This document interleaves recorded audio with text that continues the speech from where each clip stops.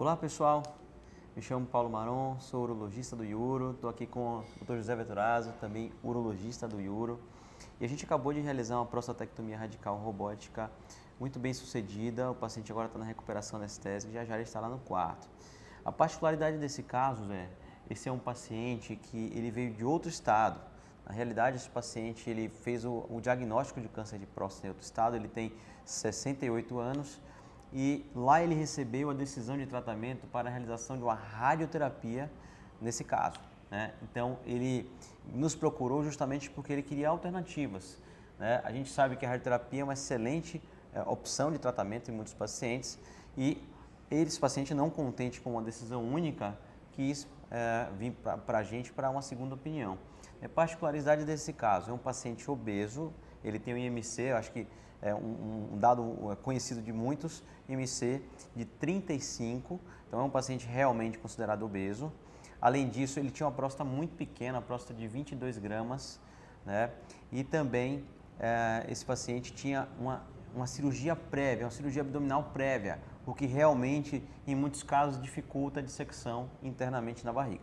Mas o que você acha sobre essa ideia de a gente decidir o tratamento baseado em alguns critérios e pura e simplesmente, né?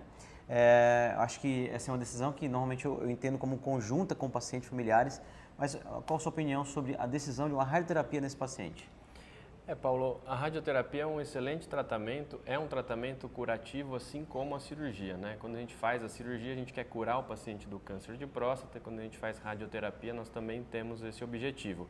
Mas, então, seria uma boa opção para os pacientes em termos de cura. Mas quando a gente olha o diagnóstico de câncer de próstata, a gente tem que ver quem é o indivíduo que traz esse diagnóstico, né? Nesse caso especial, você comentou, é um paciente relativamente jovem, bastante ativo, só que tem como fatores que podem complicar o resultado da cirurgia um grau de obesidade importante, um IMC de 35, uma cirurgia abdominal que deve ter sido complexa na época que ele fez, uma incisão grande aqui no abdômen, que a gente sabe que isso internamente pode fazer com que as estruturas estejam aderidas, né? Então, por exemplo, alças intestinais aderidas à cavidade abdominal, dificultando o acesso à próstata.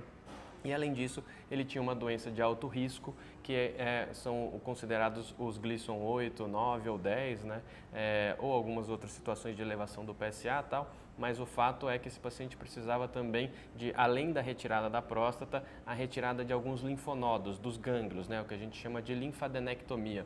No caso dele, uma linfadenectomia mais ampla, estendida. Então, tecnicamente, uma cirurgia aberta, que é o que conseguiam oferecer para ele no estado onde ele mora, é uma cirurgia que a gente sabe que é bastante complexa, que traz riscos de complicações, de sangramento, de tempo cirúrgico prolongado, de bastante dificuldade para a confecção de um novo canal da urina, da anastomose, né? Então, muitas vezes, quando o cirurgião urologista, que não tem acesso, talvez, a tecnologias de ponta, a cirurgia robótica, ele encontra esse paciente, ele pensa em todas essas variáveis e entende que talvez o tratamento cirúrgico não seja uma boa estratégia e sugere a radioterapia, que, como a gente falou, é um bom tratamento com o objetivo de curar o paciente. Então, na realidade de onde ele veio, fazia talvez sentido, ele quis procurar uma segunda opinião, chegou até a gente, nós conversamos e expusemos aí a opção da cirurgia robótica e acho que foi bastante bem sucedido e o resultado, a expectativa é que seja bastante bom para ele. O que é importante também a gente explicar, né? É que essa cirurgia que precisa da linfadenectomia é uma cirurgia maior, né, uma cirurgia mais ampla, mas que quando a gente usa a tecnologia, quando a gente usa o recurso principalmente da cirurgia robótica, a gente diminui a dificuldade, né?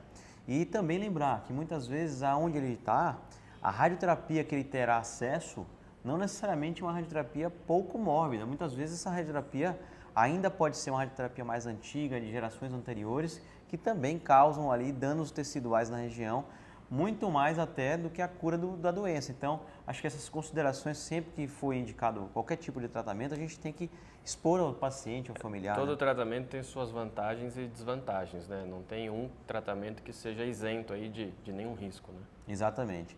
E como a gente já teve alguns pacientes com situações parecidas, né? Uma obesidade significativa, doenças de alto risco e já operamos com sucesso, então acho que foi uma excelente opção para esse paciente e deu tudo certo. Então, acho que esse é um recado, uma mensagem importante. Lembrar, acesso a tipo de tratamento é algo definitivo muitas vezes na vida de muitos pacientes. Mas se você tem condições de ouvir segunda opinião, se você tem condições de procurar o melhor para você, é importante que você faça.